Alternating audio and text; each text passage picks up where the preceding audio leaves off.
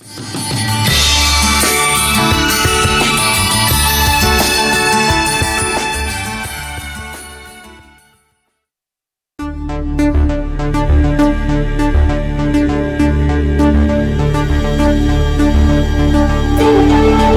sur table, une émission proposée par Hype FM. Carte sur table, Hype FM-ի շաբաթօրյա հայտագիրը։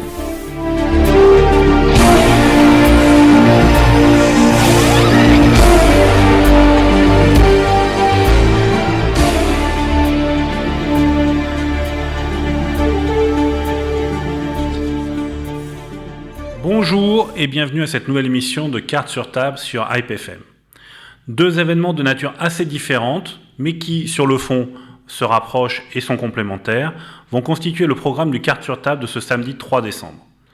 Tout d'abord, la traditionnelle braderie de Chênes, qui, comme chaque année depuis 30 ans, propose une multitude de produits découverts et ramenés d'Arménie. Qu'il s'agisse de créations artisanales ou de spécialités locales, les visiteurs auront le plaisir à se procurer ces produits en provenance d'Arménie. Il leur sera également proposé un rayon livre, en présence des auteurs qui dédicaceront leurs ouvrages. Ovanes Kulcheyan, Ohan Toufanian et Anaïd Mordikian détailleront le contenu des différents stands et rappelleront la vocation de l'association Chênes à aider à maintenir les populations d'Arsar et des villages frontaliers sur place en leur permettant d'accéder aux services de base comme l'eau, la santé, l'éducation. En seconde partie, nous recevrons Mourad Papazian et Arat Oranian, les coprésidents du CCAF, accompagnés d'Ovanes Kevorkian, le représentant de l'Arsar en France. Ils nous informeront sur la visite en France de la délégation conduite par le président de l'Arsar, Ariga Routunian, qui rencontrera la communauté arménienne à Paris, Lyon et Marseille, ainsi que différentes personnalités politiques.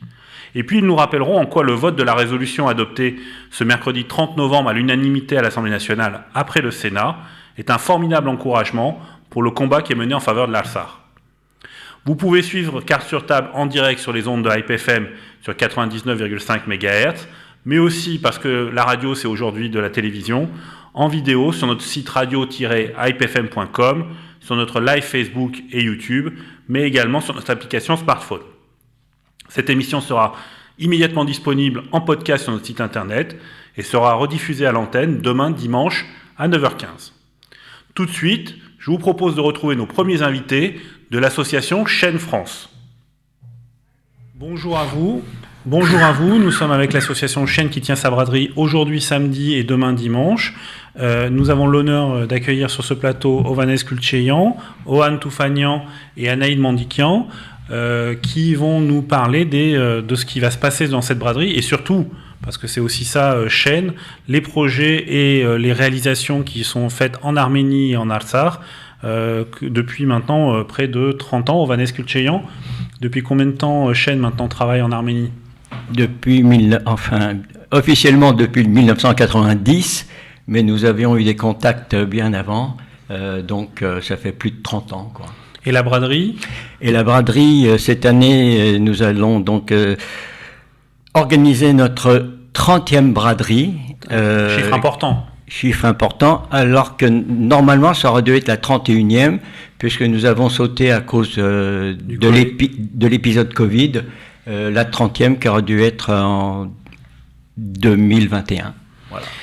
Alors, cette braderie, je reste avec vous, Ovanes Kulcheyan, cette braderie qui, chaque année, permet de découvrir de l'artisanat arménien, des livres, de l'épicerie, etc. Qu'est-ce qui va être proposé cette année à ceux qui vont venir vous visiter ?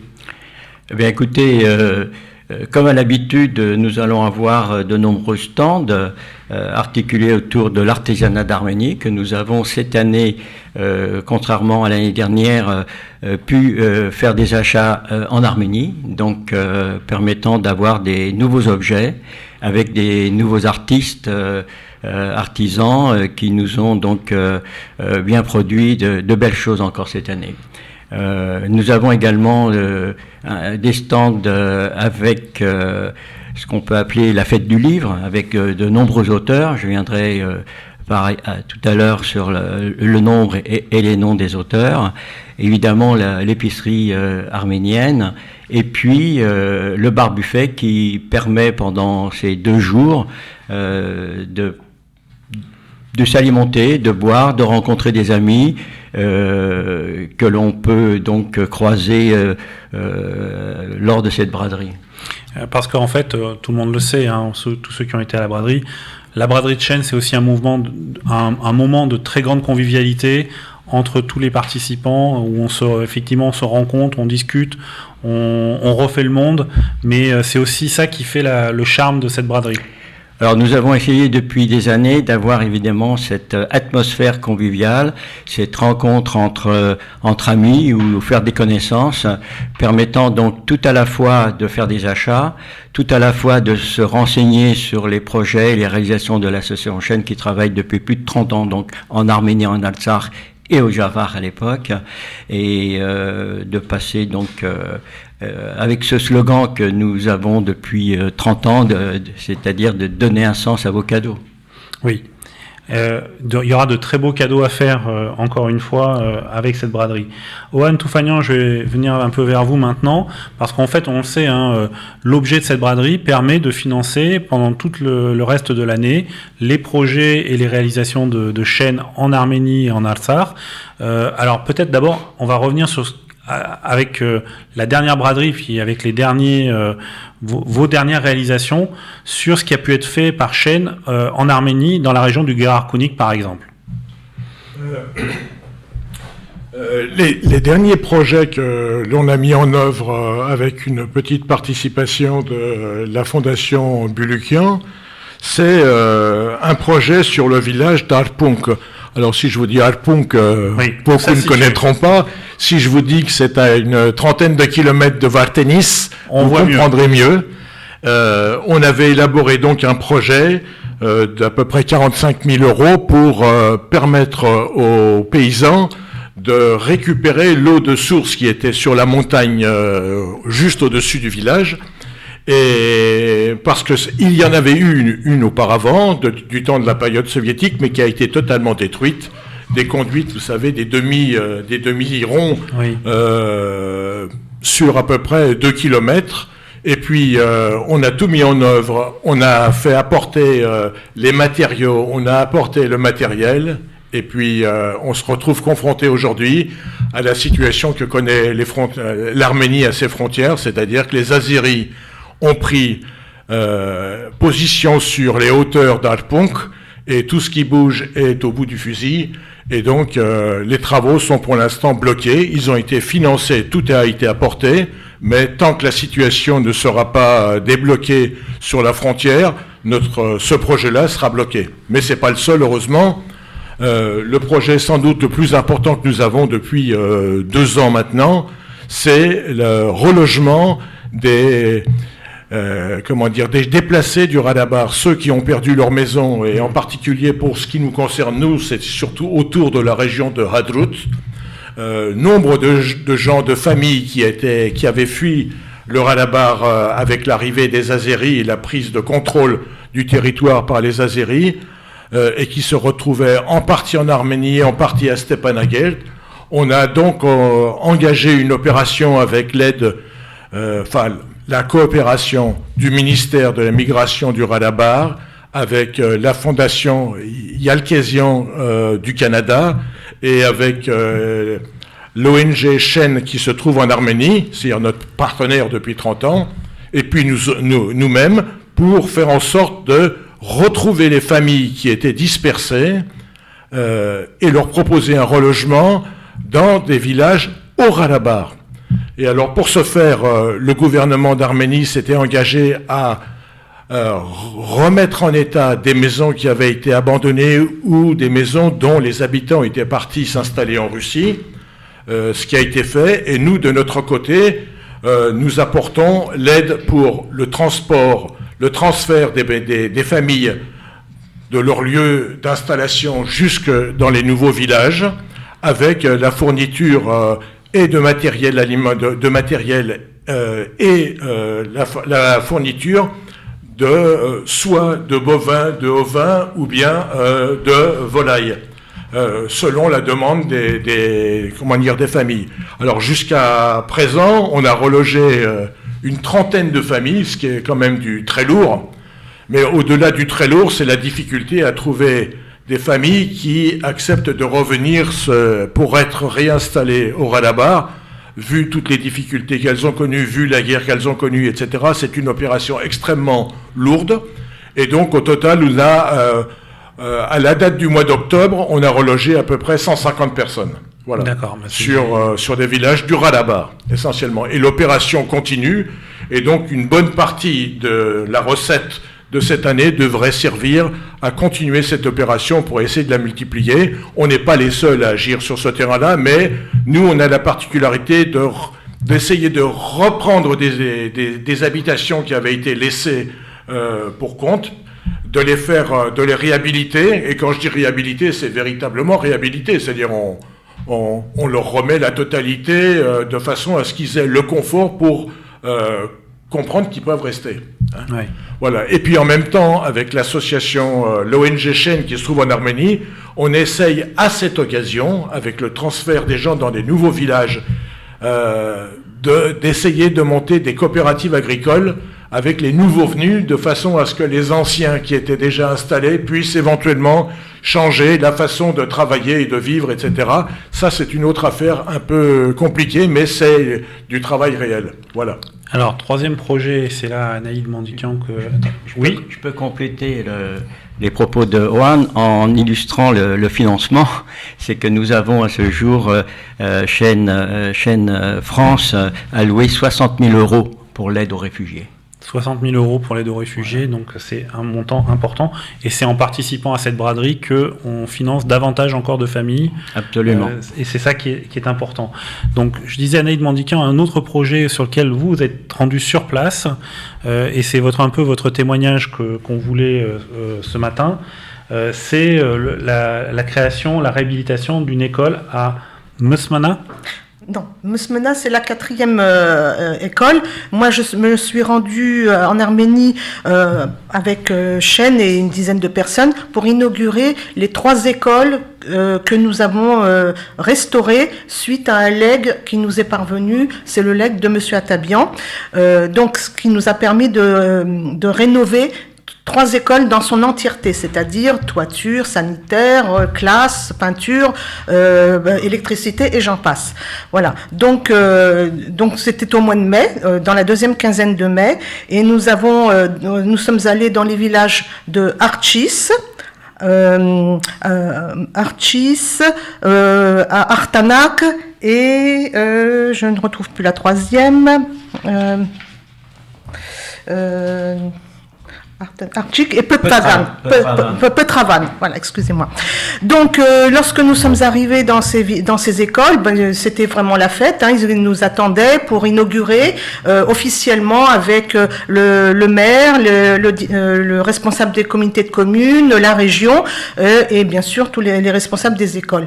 Donc, les enfants étaient préparés pour faire la fête et pour nous accueillir très chaleureusement et très convivialement. Voilà, donc il y a eu des discours de remerciement, les 2 chaînes et les autorités, on a coupé le ruban, on nous a présenté le pain et le sel pour nous accueillir. Et bien sûr, en présence du prêtre, qui est aussi l'autorité religieuse de la région.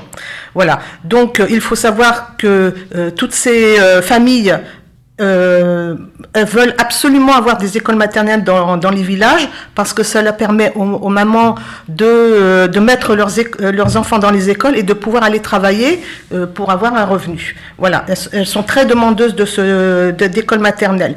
De plus, les enfants étaient très très contents parce qu'ils avaient déjà pris possession de leur classe, de leur école et étaient très très heureux de nous accueillir. Ils nous ont déclamé des poèmes, des danses, etc. Et voilà, donc ça c'était l'essentiel. Mais il faut dire aussi une chose, même si les familles étaient très contentes de nous accueillir, il faut savoir qu'au fond d'eux-mêmes, ils sont très tristes parce que beaucoup de familles ont perdu un membre de leur famille.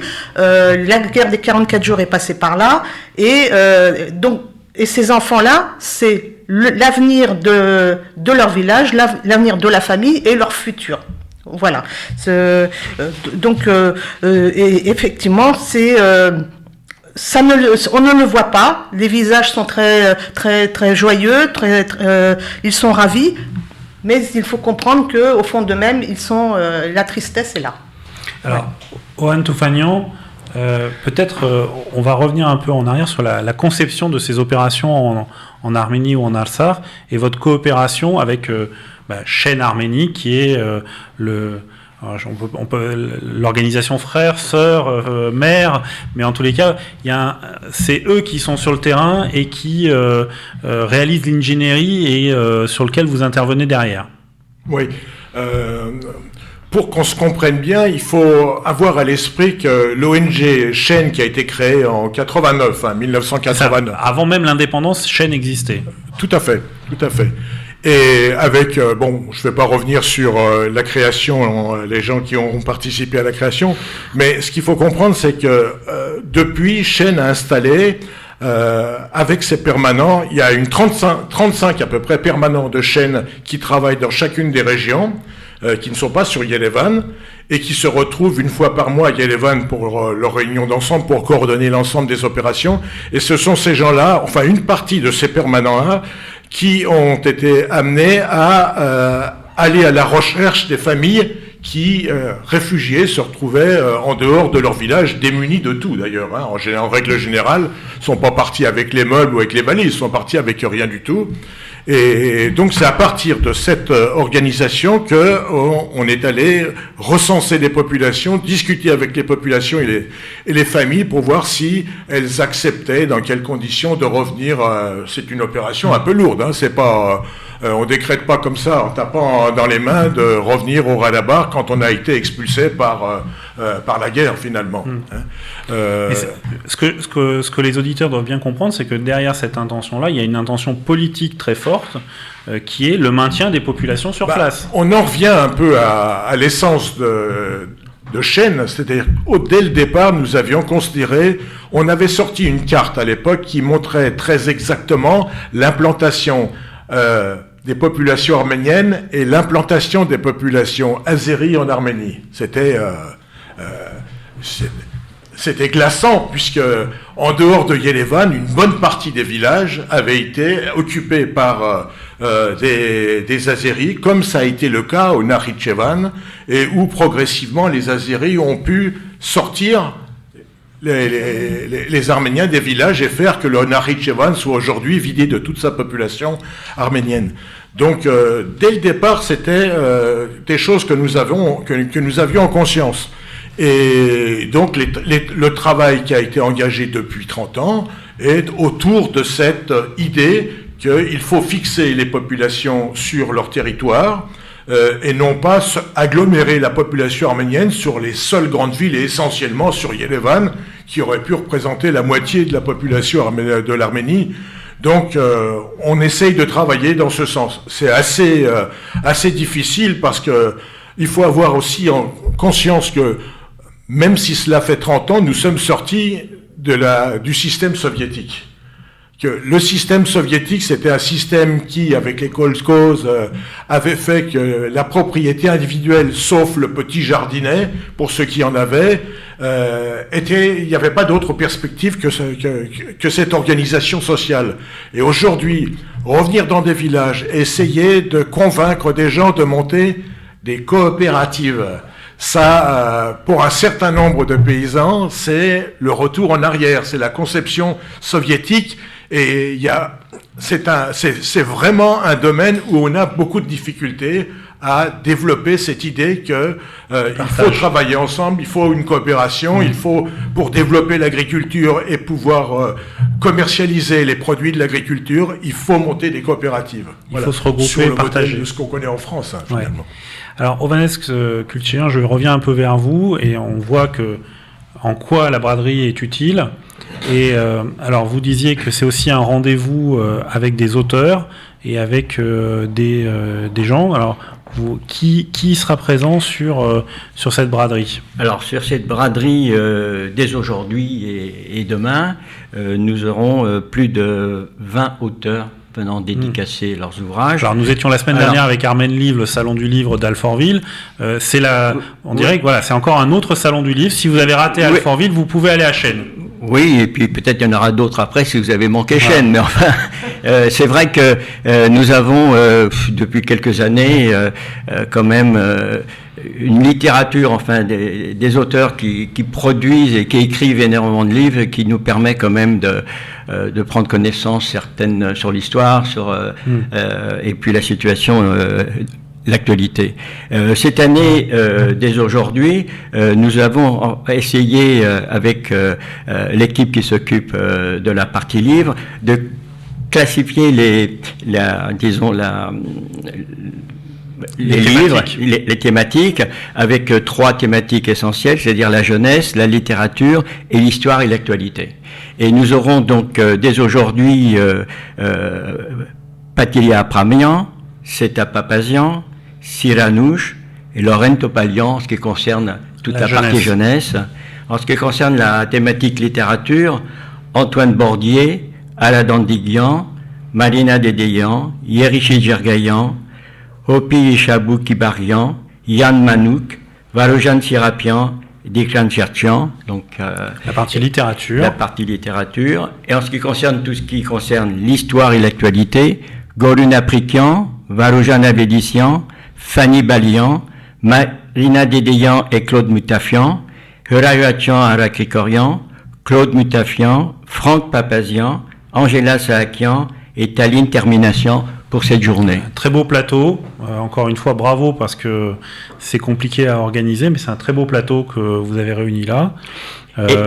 Et le dimanche, entre autres, ceux qui peuvent rester le samedi et le dimanche, il y aura en plus Anna Isabekian, Katia Karavac pour la journée du dimanche. Alors, quels sont les objectifs que vous êtes fixés? À quoi va servir cette braderie cette année?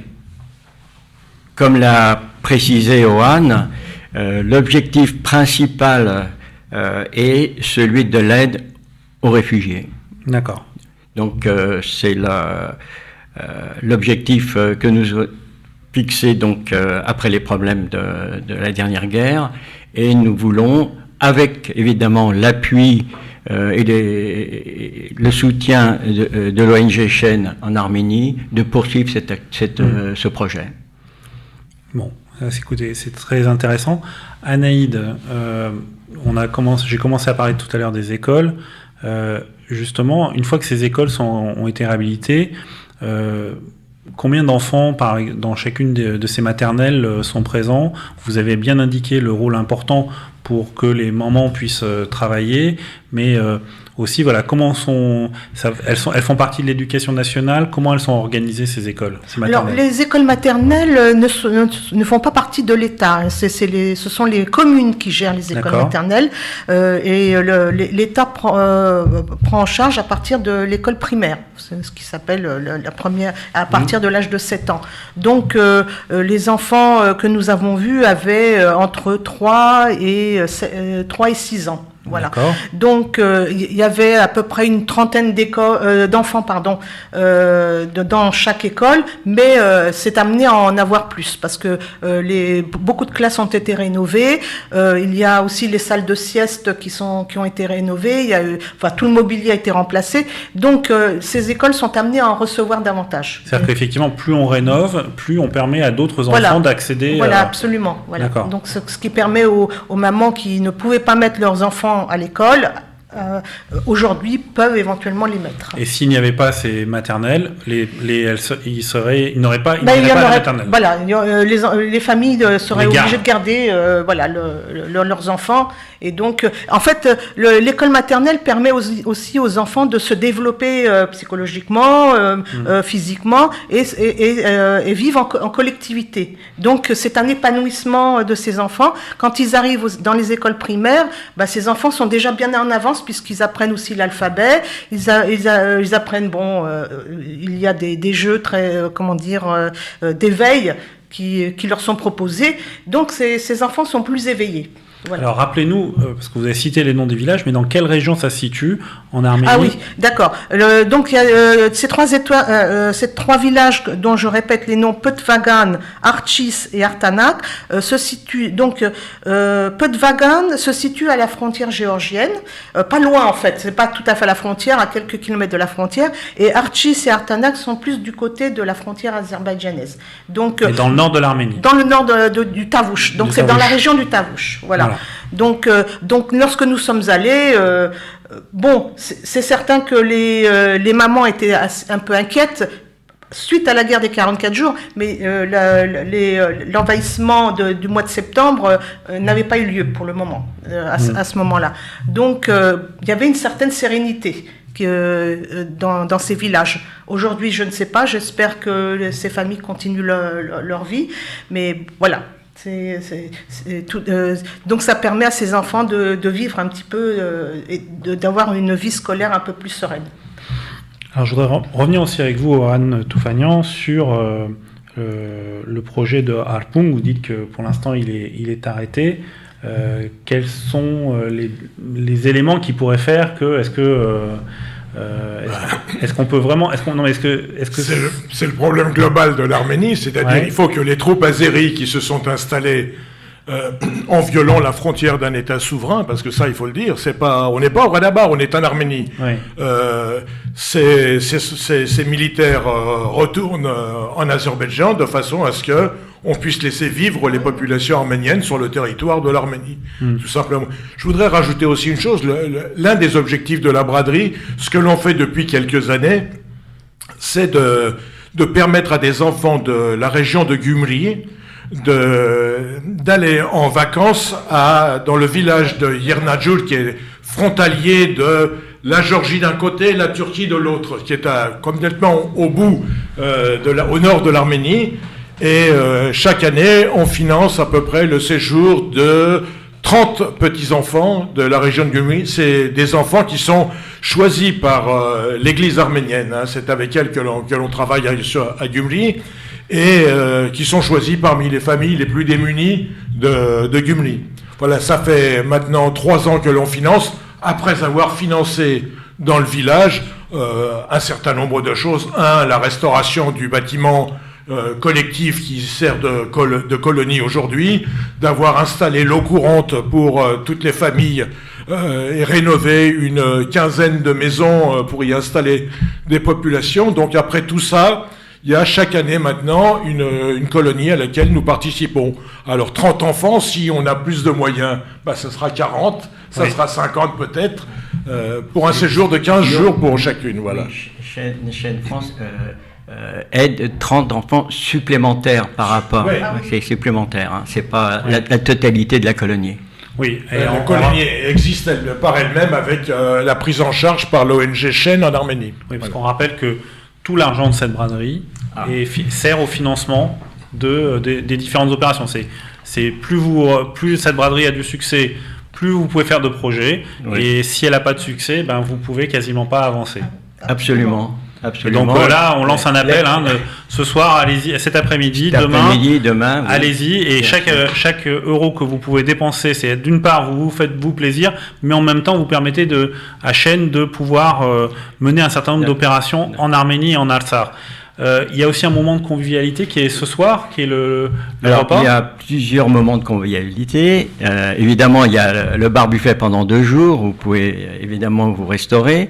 Il y a le dîner de ce soir, malheureusement complet à l'heure où je vous parle. Oui, évidemment, dommage. Mais enfin bon, ça sera peut-être pour la prochaine fois pour ceux qui sont absentés.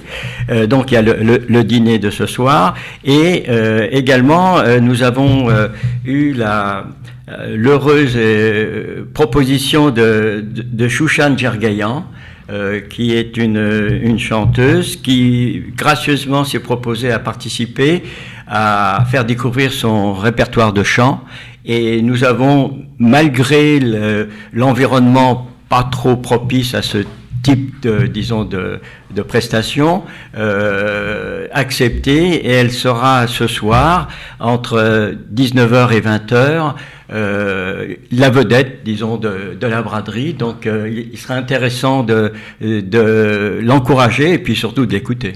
Eh bien, écoutez, merci encore pour tous ces éléments-là. On souhaite que du bonheur et que d'une réussite à Chêne France pour sa braderie. Et puis, on encourage. Oui, alors, Anaïs, un dernier mot. Voilà, je voudrais préciser, donc je serai, moi, au stand de Chêne pour vous donner toutes les explications que vous souhaitez sur la braderie et sur les opérations que nous menons à Chêne. Et j'aurai l'honneur de recevoir vos dons pour nos opérations futures. Merci beaucoup. Merci encore Anaïs. C'est effectivement l'occasion effectivement de découvrir ce que fait Chêne en Arménie, en Artsakh, et c'était toujours un moment très important. Donc merci à vous tous.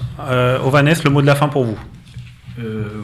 Oui, peut-être, mais enfin j'ai une annonce aussi à ne pas oublier à faire, c'est que nous avons eu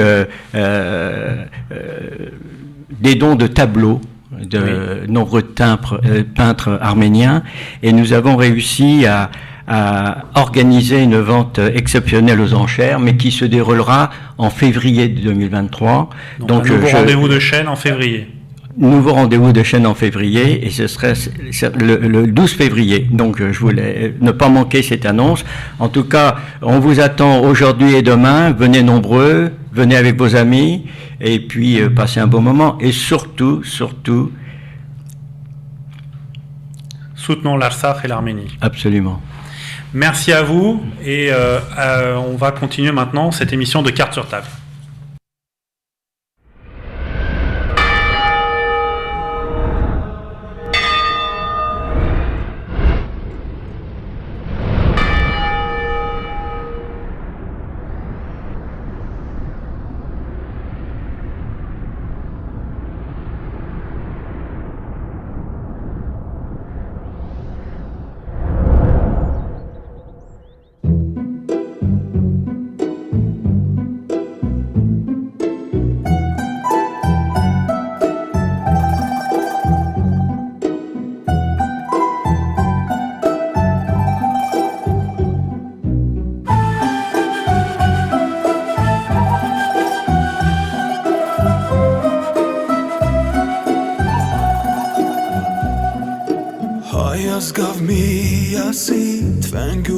Մեր ձերքին կրվկանին քուսուսի ու աստուց մեր գլխին օսում են մս չինչին օսում են մեջք կոտրին բայց մնգլող միասին կկոտրինք թորք շոնին Արցախն արցախցին կարել չնարանցին աստուց մեր միացին թողորդն է մեզ լողջին Արցախն արցախցին կարել չնարանցին աստուց ուշկոլուղջին Արցախ ծավատ տանին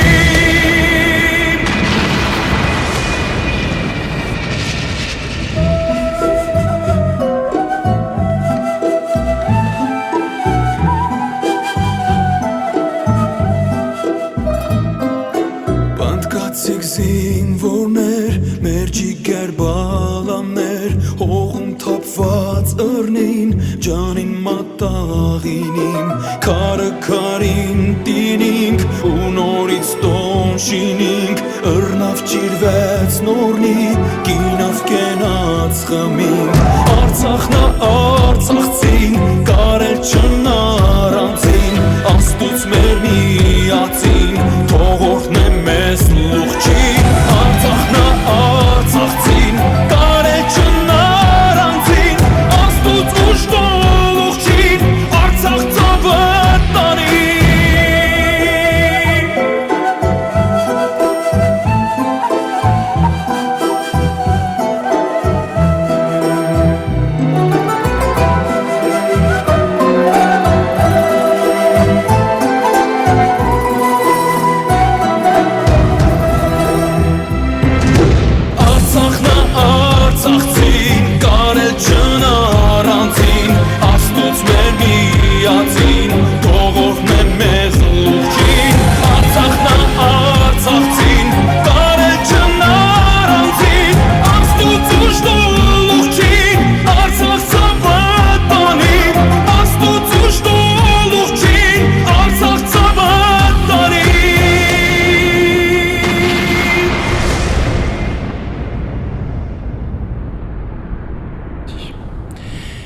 Et nous revoilà en plateau sur cette émission de Cartes sur table sur IPFM. J'ai le plaisir d'avoir autour de moi Mourad Papazian et Ara Toranian, les deux coprésidents du CCAF.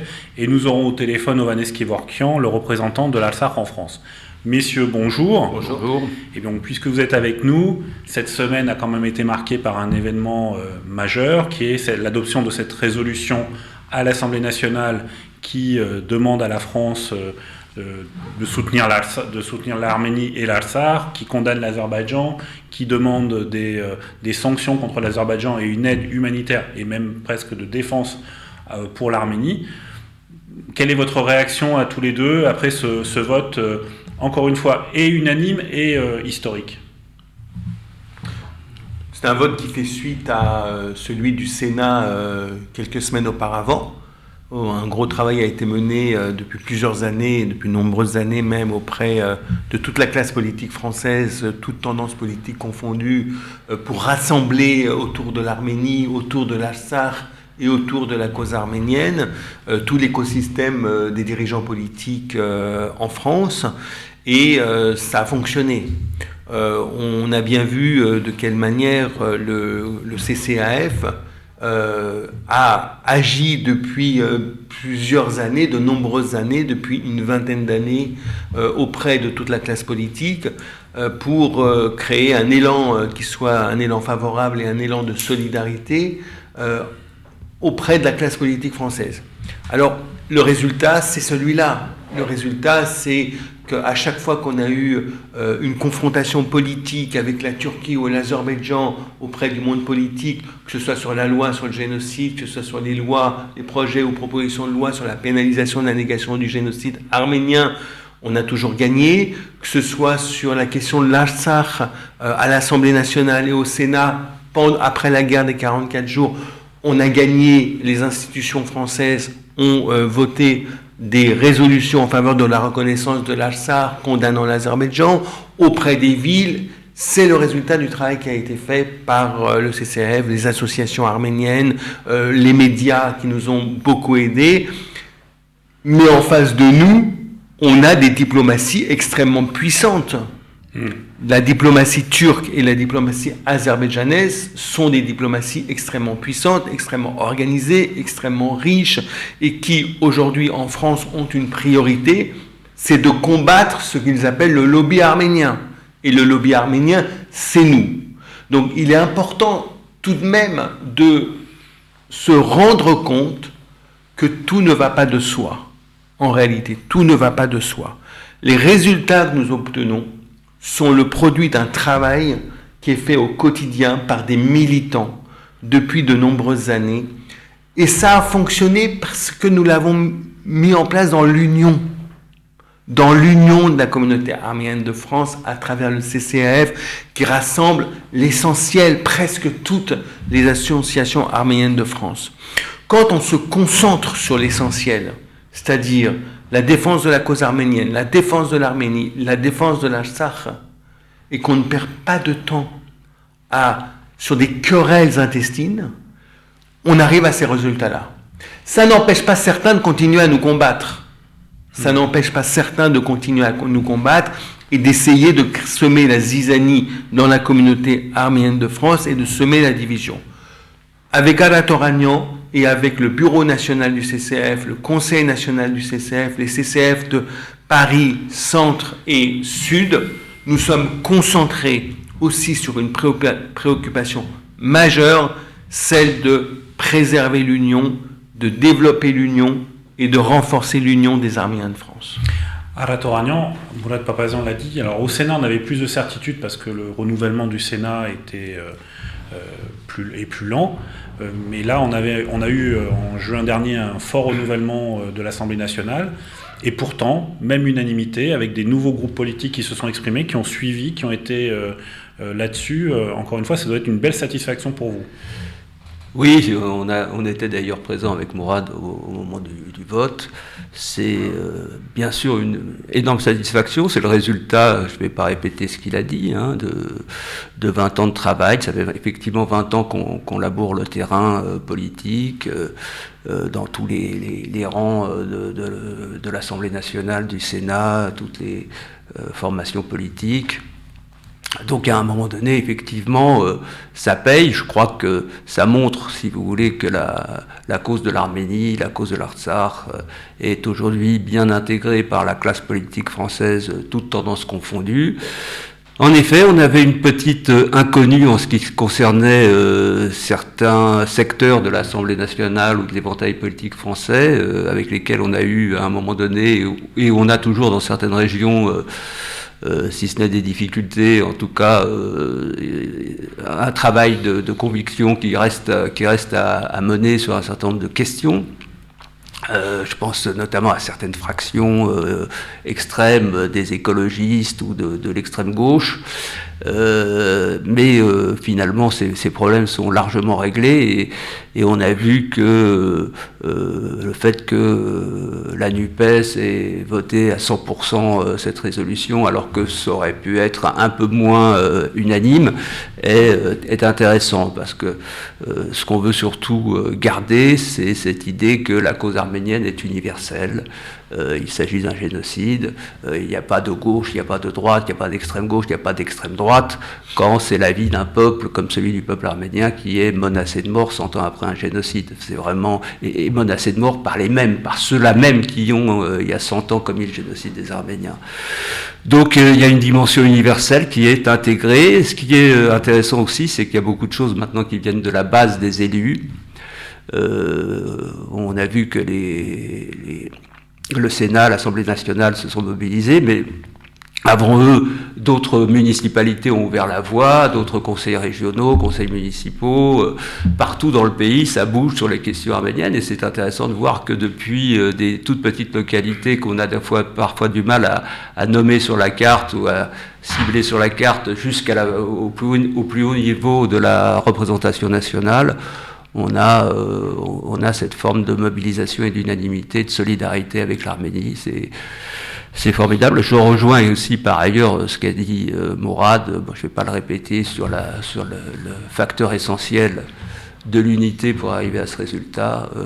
Je pense que sur tous les combats qu'on mène, on est arrivé aujourd'hui à une entente absolument parfaite, ce qui nous permet effectivement de ne pas perdre de temps avec du parasitage.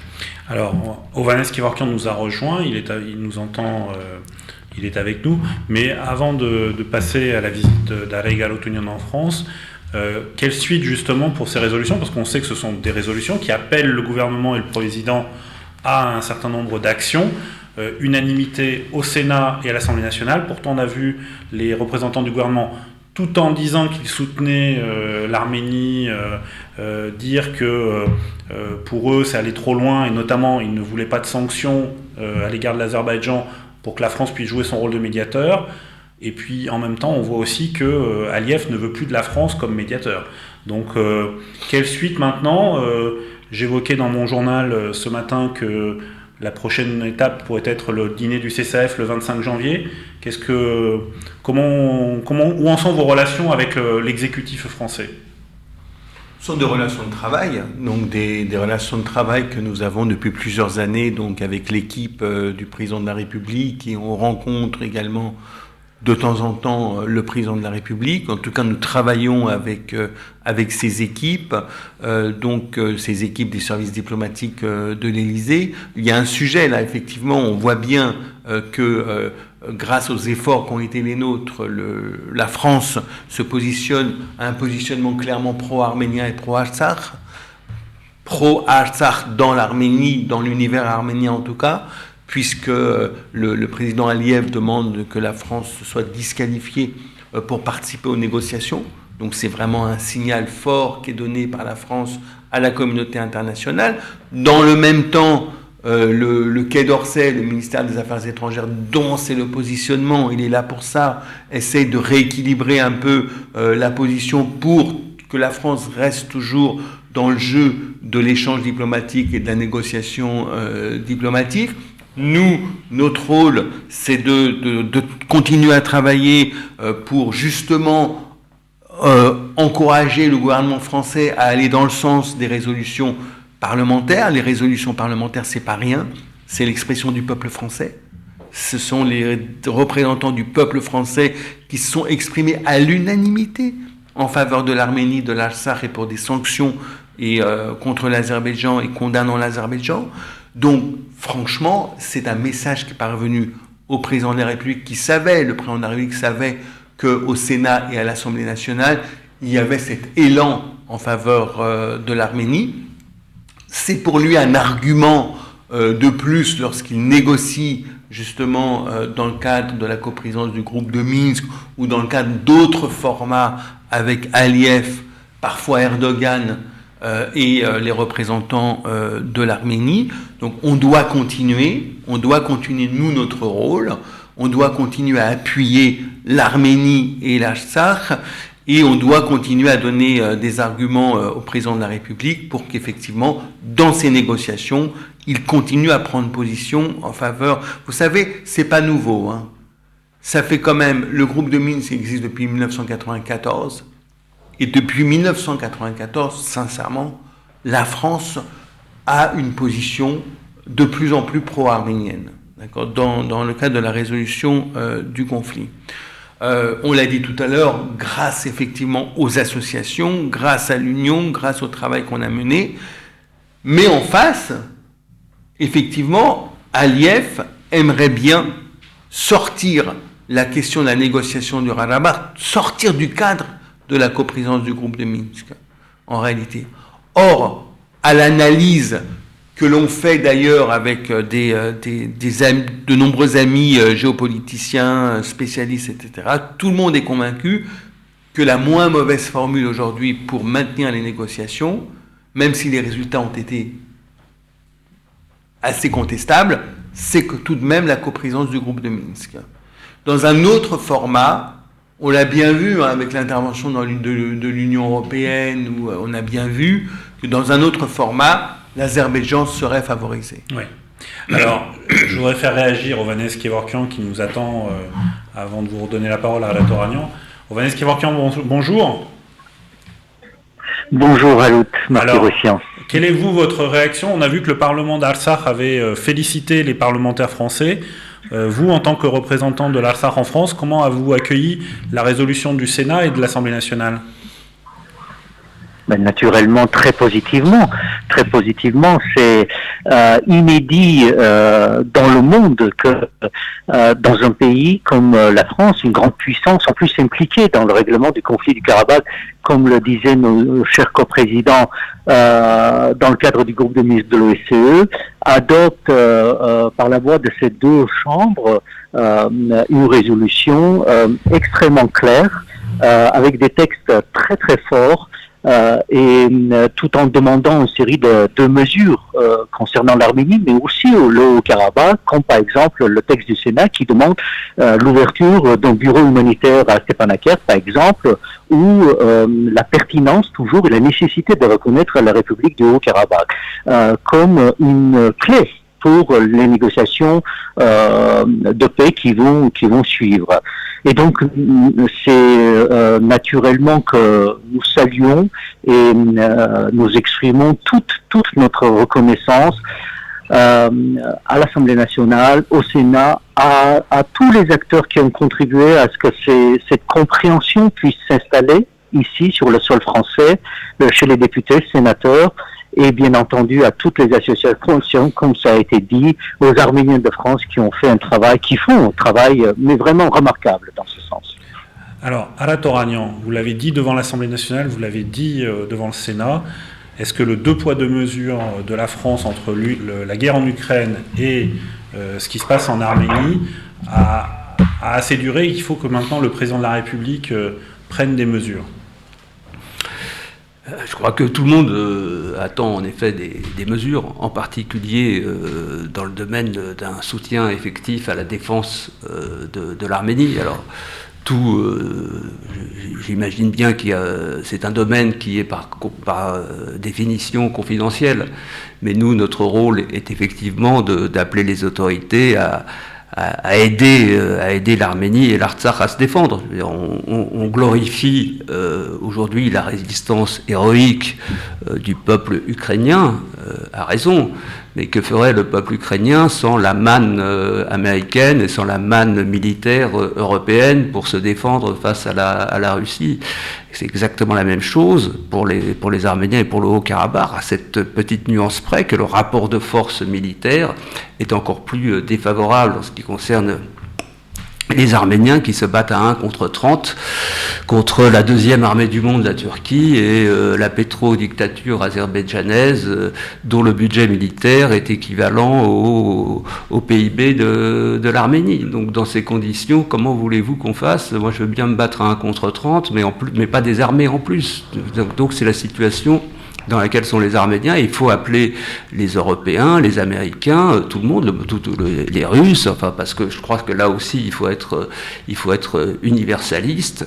Les Russes ont un rôle historique, je suis désolé, mais de défense des chrétiens d'Orient, même si ça n'a pas toujours été parfait dans ce domaine et qu'il y a eu aussi des trahisons, mais on doit les rappeler à leur devoir et à leur mission historique en tant que nation dans cette géopolitique très particulière avec l'État turc et le pan-islamisme derrière. Et de la même manière, en ce qui concerne bien sûr la France, les États-Unis et l'Occident, dont les intellectuels français aujourd'hui rappellent que l'Arménie est une forme de sentinelle et de gardienne des valeurs de démocratie dans cette région. Donc tout ça, ça a un coût, tout ça doit pouvoir se défendre et bien sûr on appelle les autorités françaises à mettre les moyens qu'il faut, comme ils le font en Ukraine. On considère qu'en Ukraine c'est notre liberté qui est en danger, de la même manière au Haut-Karabakh et en Arménie c'est notre liberté ce sont nos valeurs et nos libertés qui sont en cause. Et il faut se donner les moyens de les défendre, sinon par un effet de domino, ça va arriver jusqu'en Europe et jusqu'en France. Alors, Orestes Kevorkian, c'est dans ce contexte que vient le président Arek Harutyunyan vient en France la semaine prochaine. Quels sont les objectifs politiques de cette visite en France? Oui, effectivement, à l'audition, il vient la semaine du 5, il va rester 5 jours en France. Vous savez, il vient tout d'abord pour dire merci. Directement à tous les élus, collectivités territoriales qui soutiennent l'Arménie et l'Artsakh depuis la guerre de 44 jours, donc depuis 2 ans. Il y a des petites communes comme Bouc-Bel-Air par exemple, ou des grandes communes comme Paris, Lyon, ou des collectivités territoriales comme les régions Île-de-France, Auvergne-Rhône-Alpes ou Provence-Alpes-Côte d'Azur ou d'autres qui se sont engagés dès les premières heures et même avant la guerre des 44 jours. Et cette mobilisation, cette solidarité se poursuit jusqu'à aujourd'hui. C'est pour dire merci à ces collectivités qui, de nombre plus près de 70, ont adopté des résolutions, des appels, on fait des appels, on voté des vœux pour soutenir et financièrement et politiquement l'Arménie et le Haut-Karabakh. Ensuite, bien entendu, il arrive dans un contexte où, vous l'avez rappelé, les deux résolutions ont été votées à l'Assemblée nationale et au Sénat, même si en 2020, il y avait déjà des résolutions votées par le Sénat et par l'Assemblée nationale, toujours dans le même esprit. Donc ce sera une excellente occasion pour que le président se rende à l'Assemblée nationale et au Sénat, là encore, pour une fois de plus exprimer la reconnaissance des Arméniens du Karabakh à cette attention que les législateurs français portent à notre pays, à notre peuple. Il va bien entendu avoir une rencontre avec des journalistes français parce qu'il y aura une conférence de presse. Là aussi, il dira ses remerciements parce qu'il y a eu beaucoup de journalistes français qui se sont rendus en Artsakh en 2020 pour couvrir la guerre, pour que les Français sachent ce qui se passait sur le terrain, même si ce travail n'a pas pu être mené totalement à bien, dans le sens où plus les troupes azéries avançaient, plus ça devenait, la sécurité devenait plus ou moins délicate pour ces journalistes. mais il y a eu beaucoup de couverture médiatique pendant la guerre et depuis la guerre. Et évidemment, le président sera là aussi pour des rencontres politiques et dire ce que le Haut-Karabakh aujourd'hui attend de la France, cette France qui est toujours membre du groupe de Minsk de l'OSCE. Vous savez, il y a eu pendant 30 années des négociations. Et pendant 30 années, l'Azerbaïdjan n'a pas été aussi puissant qu'il l'est aujourd'hui avec son allié, la Turquie. Et pendant ces 30 années de négociations, il y a eu beaucoup d'avancées. Aujourd'hui, l'Azerbaïdjan essaie de se débarrasser de cet héritage qui lui est défavorable parce que l'Azerbaïdjan était d'accord il y a quelques années avec des mesures, avec des points, avec des dispositions qu'il refuse aujourd'hui, auxquelles il renonce tout simplement en disant puisque j'ai gagné la guerre, on n'en parle plus parce que je suis plus fort. Et donc aujourd'hui, c'est à la fois la crédibilité des médiateurs qui est aussi sur la table de dire mais on a négocié pendant 30 années, on a avancé quelques idées, ces idées ont été ou partiellement ou totalement acceptées par les parties et on ne peut pas tout simplement faire table rase parce qu'une des parties a décidé par le moyen de la force et de la violence de régler la question et de dire voilà je ne négocie plus. Il y a aussi le côté en fait, je peux pas ne pas parler aussi de cet aspect géopolitique des choses où la Turquie dans notre région prend de plus en plus de liberté dans ses actions, dans sa politique expansionniste, et plus la Russie sera affaiblie, qui a été toujours historiquement un rempart aussi contre l'expansionnisme turc, plus la Turquie se sentira puissante pour étendre son expansionnisme vers le nord, vers l'ouest et vers l'est aussi. Et donc ce point géopolitique existe aussi, et donc il faudrait, nous voudrions le dire aussi aux responsables politiques français que cet élément peut vraiment très vite obtenir de l'ampleur et devenir une réalité irréversible. Hovhannes Kevorkian, très court parce qu'on va rentrer dans le programme de cette visite, oui. mais quand même, le plan de paix proposé par l'Union européenne, par Charles Michel et la négociation à Prague mettait un peu de côté quand même le statut de l'Artsakh, considéré que on en parlerait peut-être plus tard, etc. Est-ce que cette visite est aussi une façon de remettre cette question du statut de l'Artsakh au cœur des négociations et que la France prenne en compte cette dimension-là ? Toujours, Harold. Vous savez, l'Arménie aujourd'hui, la République d'Arménie est dans une situation faible. Elle est affaiblie aujourd'hui. Et c'est une évidence parce que cette guerre a été perdue. Et les négociations qui se déroulent aujourd'hui semblent jouer en faveur des positions azerbaïdjanaises qui, justement, par la force qu'elle arrive à imposer à la communauté internationale, essaye de établir, ou en tout cas fixer le fait établi. Maintenant, notre position, la position du Haut-Karabakh, consiste à dire que nous ne sommes pas d'accord avec cela. Nous ne sommes pas du tout d'accord avec cela et que le statut du Karabakh doit être à l'ordre du jour des négociations, et même quand il s'agit du règlement du conflit du Karabakh. Si les négociations ne portent pas sur le règlement du conflit, évidemment, le statut n'est pas négocié, mais à partir du moment où on parle de règlement du conflit du Karabakh, et donc on parle d'une paix définitive, on parle du souhait d'établir cette paix définitive et une stabilité dans la région, et je ne vois pas comment les relations arméno-azéries pourraient être pacifiées sans évoquer la question du Karabakh et sans évoquer le règlement du conflit du Karabakh qui implique, lui, le statut du Karabakh. Et c'est dans ce contexte-là, oui, que le président affirmera notre volonté, notre position qui est très très claire. Le Haut-Karabakh tant qu'il y a des Arméniens sur place, ne sera pas d'accord d'être dans le giron de l'Azerbaïdjan.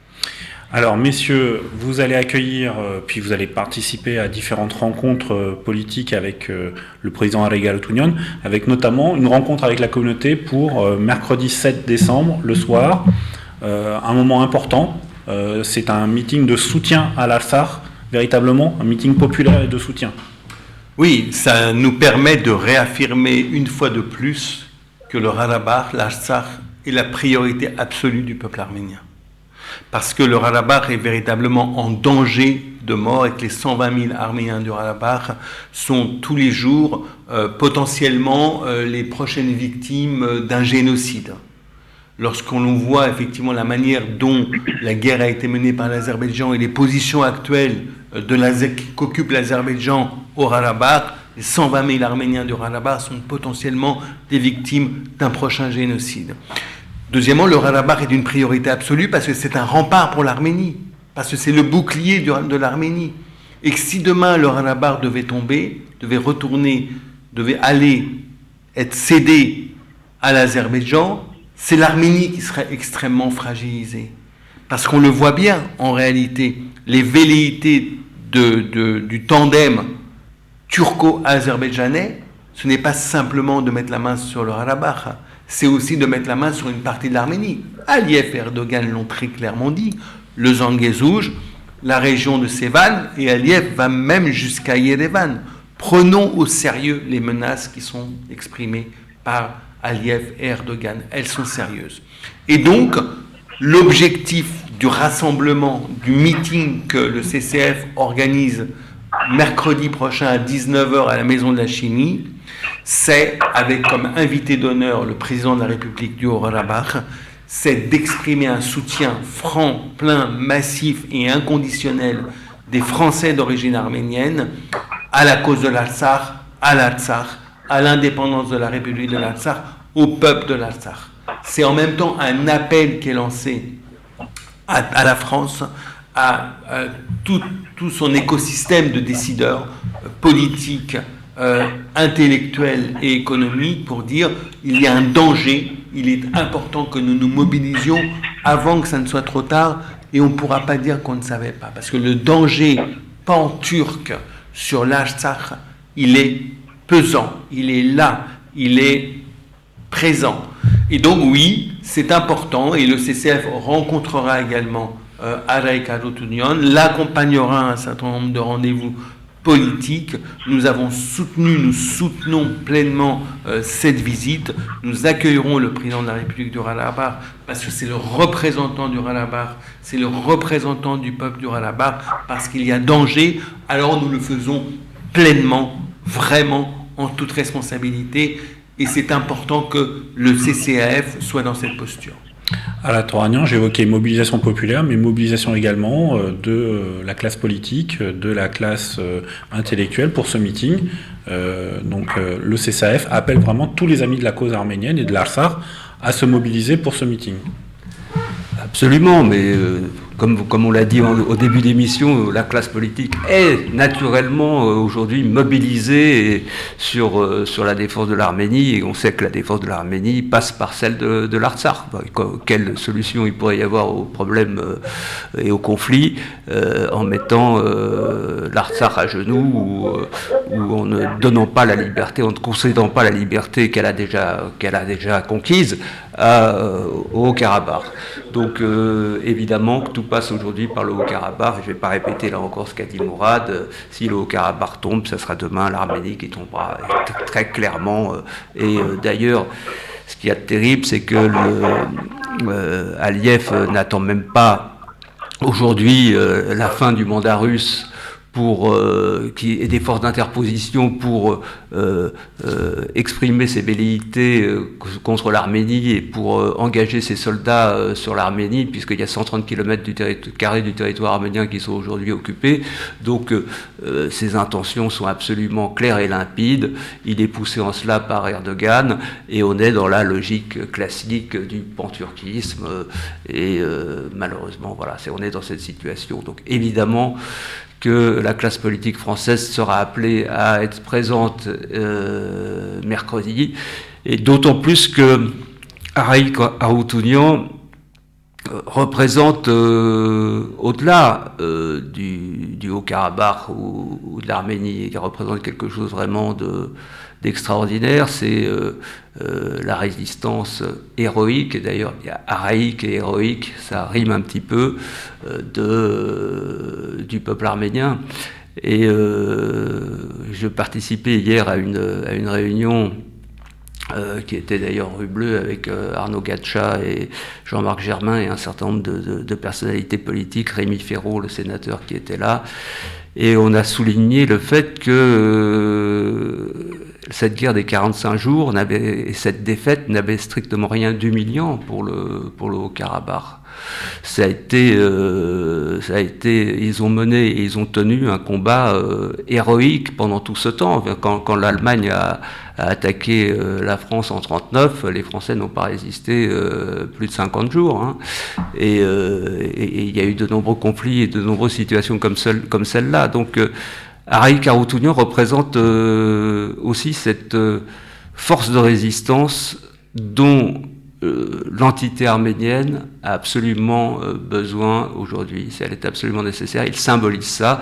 Et évidemment, il faut qu'il trouve dans la communauté, en France, un écho qui soit à la hauteur de ses engagements et des espérances qu'il véhicule.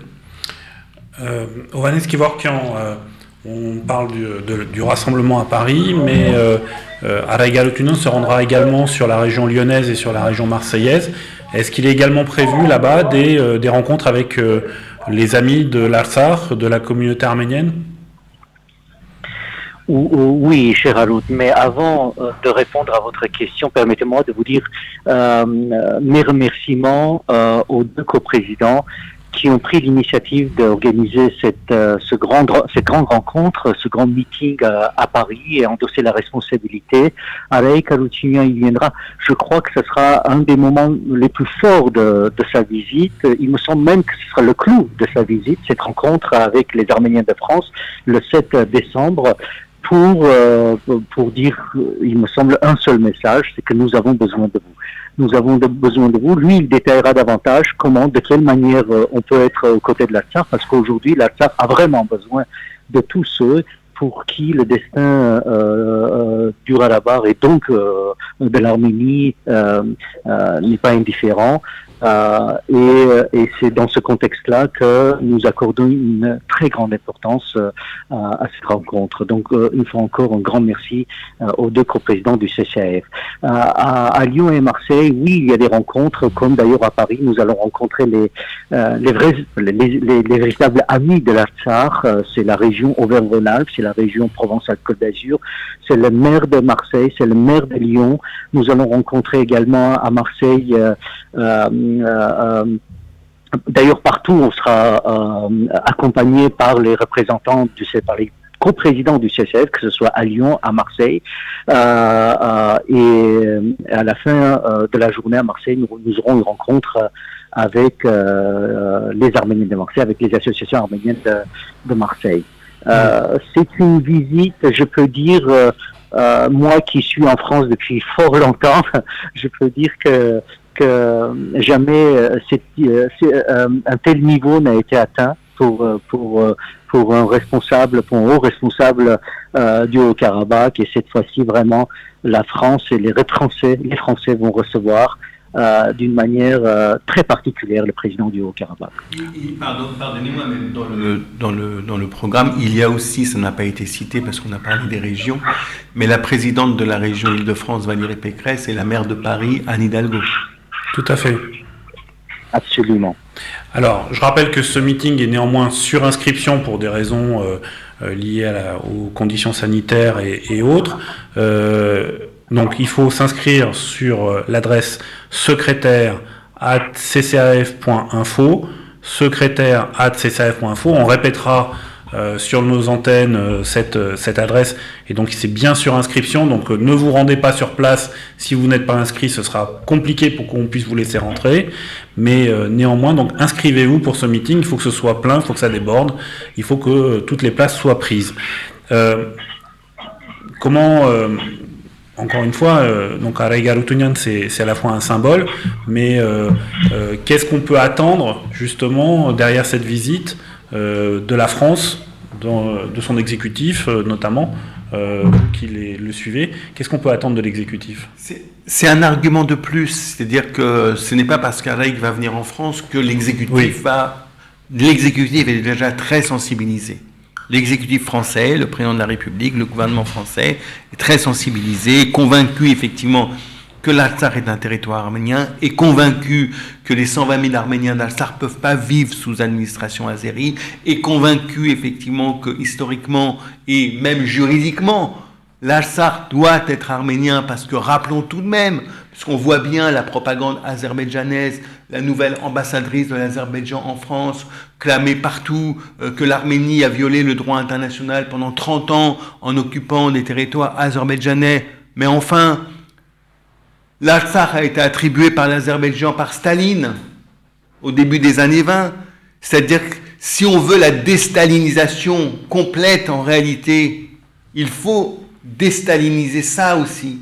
C'est-à-dire qu'on ne peut pas nous valider, nous qui sommes des démocrates, on ne peut pas valider qu'une des mesures arbitraires de Staline prises au début des années 20 soit au début des années 2020, 100 ans après, encore valide sur le plan international. C'est une injustice incroyable. Et aujourd'hui, lorsqu'on parle de l'intangibilité des frontières comme principe du droit international, il y en a un autre, qui est celui du droit des peuples à disposer d'eux-mêmes. Et donc ces deux principes s'opposent. Et lorsqu'on sait que la question de la tangibilité des frontières, l'intangibilité, tient sur la base uniquement d'une décision arbitraire de Staline, on devrait donner un peu plus de poids à l'autre principe du droit international, qui est le droit des peuples à disposer d'eux-mêmes. Alors, je comprends que le gouvernement français est aujourd'hui entre sa volonté effectivement de valider l'appartenance arménienne de l'Artsakh et la contestation qui est exprimée par l'Azerbaïdjan par rapport à l'objectivité du gouvernement français. Or, nous avons besoin que le gouvernement français reste à la table des négociations, véritablement pour que on n'est jamais content, et nous en premier, hein. Oui, je sais. Je le dis, on va un peu parler des arcanes aussi, Arat Oranian, moi-même et tous les dirigeants du CCAF sommes sans concession sur les questions de la sécurité de l'Arménie, sur les questions du respect de l'indépendance de l'Arménie, sur les respect de la sécurité et de l'indépendance de l'Artsakh. Nous sommes sans condition. Au Quai d'Orsay, à l'Élysée, tout le monde se dit que déjà le CCAF jouera ce rôle de garde-fou en réalité pour la sécurité de l'Arménie et de l'Artsakh. D'un autre côté, nous avons affaire à des dirigeants d'un État comme la France qui, à un moment donné, lorsqu'ils nous disent que leur position publique doit absolument respecter un équilibre pour qu'ils puissent continuer à négocier et à servir la cause que nous défendons, nous pouvons le comprendre. Mais notre rôle à nous, c'est quand même publiquement toujours de pousser dans notre sens. Toujours de pousser dans notre sens. Et donc, on est toujours soumis à cette espèce d'ambivalence, mais nous, publiquement, et dans les discussions que nous avons avec les dirigeants politiques, il n'y a pas de doute, nous sommes sans concession, nous poussons effectivement pour l'Artsakh, et la visite du président de la République d'Artsakh, qui que ce soit, le président de la République d'Artsakh, ne veut pas céder l'Artsakh. Le président de la République d'Artsakh ne veut pas céder l'Artsakh à l'Azerbaïdjan. Le président de la République d'Artsakh veut un Artsakh arménien, veut assurer la sécurité des 120 000 Arméniens de l'Artsakh. C'est ça qu'on doit soutenir. C'est ça, on doit faire comprendre, ils le savent bien, mais on doit permettre au président de la République d'Artsakh d'avoir en France une tribune forte. Et le rendez-vous de mercredi, à 19h à la salle de la chimie, est un exemple éloquent du soutien que la communauté arménienne de France doit apporter à l'Artsakh. Arat Oranian, cet engagement du CCAF va même au-delà des frontières nationales, puisque cette semaine, vous avez publié tous les deux une tribune, une lettre ouverte que vous avez envoyée à l'ensemble des parlementaires du Conseil de l'Europe, leur rappelant, de l'Assemblée parlementaire du Conseil de l'Europe, leur rappelant à leurs devoirs et, encore une fois, au soutien à l'Artsakh et à la condamnation de l'Azerbaïdjan. Oui, parce que ce qu'il apparaît, si vous voulez, c'est qu'en France, je ne dis pas que la bataille est gagnée, mais enfin, on a quand même, on a vu avec les résultats qu'on a obtenus que la cause est entendue quand même pour la classe politique et pour l'exécutif. Après, il y a effectivement les marges de manœuvre que l'exécutif se donne pour rester dans le jeu diplomatique et jouer son rôle dont on a besoin dans les négociations. Donc il ne peut pas effectivement s'aligner sur toutes les positions qui sont prises, ce qu'on regrette et ce qu'on lui reproche d'ailleurs. Mais il y a cette ambiguïté, il y a ce partage des rôles que vient de souligner Mourad. En revanche, au niveau européen, il y a beaucoup de pays qui sont très très en retrait sur cette question-là, parce qu'il y a un lobbying extrêmement fort de l'Azerbaïdjan, des intérêts commerciaux avec des pays comme l'Allemagne, comme l'Italie, comme l'Espagne, et il nous a semblé absolument nécessaire de porter le fer aussi sur le Parlement européen, parce qu'il y a beaucoup de choses qui se jouent en Europe, d'où cette initiative qu'on a prise d'ailleurs en collaboration avec le Fonds arménien de France, également avec la feuille de route du comité de suivi 2022 que le CCAF a créé pour suivre la coopération économique entre la France et l'Arménie. Donc on a porté le fer au niveau européen et on va continuer aussi à mener un travail pédagogique et politique auprès des instances européennes pour que la France ne soit pas isolée dans l'Union européenne comme seul défenseur de l'Arménie. Il faut vraiment... Alors c'est vrai qu'on n'a pas des communautés aussi organisées et aussi puissantes dans d'autres pays européens, parce que bon, en France, il y a une installation historique, il y a le CCAF, il y a toute cette infrastructure communautaire et politique arménienne dans le pays, et économique aussi. Bon, dans d'autres pays, c'est pas toujours le cas, donc il faut qu'on arrive un peu en renfort pour porter cette voix. Alors, c'est ce qu'on a essayé de faire avec cette lettre envoyée aux 705 députés européens. Alors, dans les deux langues, bien sûr. Dans les deux langues. En français et en anglais. Je vais redonner la parole à Ovanes Kevorkian pour un dernier message, mais puisqu'on parle de l'Europe, et je voudrais qu'on change, je vous enlève votre casquette de coprésident du CCAF 2 minutes, Mourad Papazian. Cette semaine également, deux organisations internationales très importantes, le PPE, mais surtout l'Internationale socialiste, ont adopté, et là je parle en tant que bureau mondial de la FRA Tashnak Soutioun, ont adopté des résolutions de soutien à l'Artsakh. C'est un travail aussi important à mener au niveau de ces organisations internationales ? Oui, bien sûr.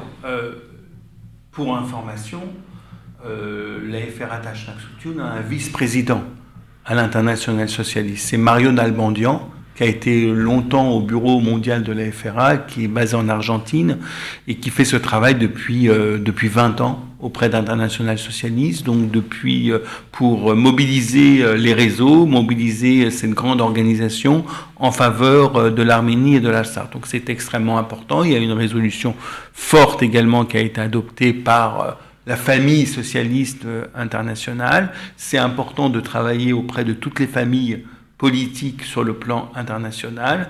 Il est important aussi, on voit bien de quelle manière aussi à droite les mentalités ont terriblement évolué depuis ces années-là, dans le bon sens, vraiment, oui. En faveur... Traditionnellement, le PPE était favorable à l'intégrité territoriale et pas aux droits des peuples. Et maintenant, effectivement, avec cette cause... Aujourd'hui, il y a une autre dimension, c'est celle des chrétiens d'Orient également, qui sont menacés en Orient tous les jours. Où on voit bien effectivement que c'est plutôt la famille de droite qui se mobilise en faveur des chrétiens d'Orient, et les Arméniens rentrent dans le cadre dans ce cadre-là. Et donc c'est important, là aussi, vous avez raison de le signaler, parce que ça montre aussi que sur le plan international, il y a une mobilisation qui est importante. Nous, on se focus beaucoup sur la France, parce qu'en tant que CCAF, c'est notre mission. Donc de travailler ici en France, mais c'est vrai qu'il y a des actions formidables qui sont menées également aux États-Unis, dans d'autres pays du monde. Je sais qu'on travaille aussi beaucoup au Moyen-Orient, le monde arabe, la Ligue arabe, et travailler. Alors c'est très compliqué, hein, évidemment, il y a d'autres enjeux, mais dans le monde entier, le lobby arménien, je le dis, c'est positif dans ma bouche, le lobby arménien doit continuer à se développer, mais je voudrais également vous dire que, puisque vous avez souligné que je faisais partie du Bureau mondial de la FRA, je dois dire qu'au sein du Bureau mondial de la FRA, je fais aussi beaucoup de pédagogie pour que d'autres communautés arméniennes dans le monde s'organisent à l'exemple du CCAF. Et ce message commence à passer, commence à être réceptif aux États-Unis, au Canada, au Liban même où j'y étais il y a quelques semaines. On m'a beaucoup interrogé sur le CCAF et la volonté est exprimée de commencer à travailler sur un modèle de ce type-là. Donc c'est important également que des dirigeants du CCAF aient également une responsabilité mondiale dans des organisations. Il se trouve que moi, c'est au sein de la FRA Tashnak Soutioun, mais il y a d'autres organisations mondiales. Et c'est important que l'influence de la France puisse également se diffuser ailleurs. Alors nous arrivons à la conclusion de cette émission. Ovanes Kevorkian, votre message à la communauté arménienne de France, une mobilisation pour l'Artsakh pour la semaine prochaine? Une mobilisation pour l'Artsakh pour la semaine prochaine. Un très grand merci. Vous savez, on parle des acquis, des résolutions, des textes qui sont votés par-ci, par-là, par des structures ou des collectivités territoriales. Tous ces éléments, au-delà de leur signification politique, croyez-moi, sont un message pour tous les Arméniens qui ont décidé de revenir et de s'installer en Artsakh. Revenir et s'installer en Artsakh après la guerre, où aujourd'hui nous n'avons aucune visibilité, aucune perspective de ce qui va arriver à cette population d'ici 1 an, d'ici 2 ans. Est-ce que les Russes resteront? Est-ce qu'ils ne resteront pas? Est-ce qu'Aliyev et Erdogan décideront du jour au lendemain réattaquer cette population? Avec cette situation, revenir avec les enfants, s'installer avec leurs enfants, s'installer au Karabakh, c'est une forme de résistance. Le peuple du Karabakh résiste aujourd'hui en restant en Artsakh, en restant et en vivant sur place. Et j'aimerais beaucoup que nous comprenions tous ici que la petite parole, la simple parole, le petit message qui part d'ici est extrêmement entendu sur place, à Stepanakert, partout au Karabakh, où les gens savent qu'ils ne sont pas seuls, où les Arméniens du Karabakh comprennent qu'ils ne sont pas seuls au monde. Et cela aide énormément pour résister, pour rester et vivre sur place. Aratoragnan, une conclusion? Oui, il faut en effet être nombreux mercredi pour que le Karabakh ne se sente pas seul et qu'il sente qu'il y a le soutien de beaucoup de Français pour sa cause. Mourad Papazian. Le message que nous avons voulu passer ce matin, c'est le message de l'union autour de l'Arménie, de l'union autour de l'Artsakh. Nous devons rester unis parce qu'en face de nous, nous avons des États très puissants qui ne veulent pas la paix avec l'Arménie, qui veulent dominer l'Arménie.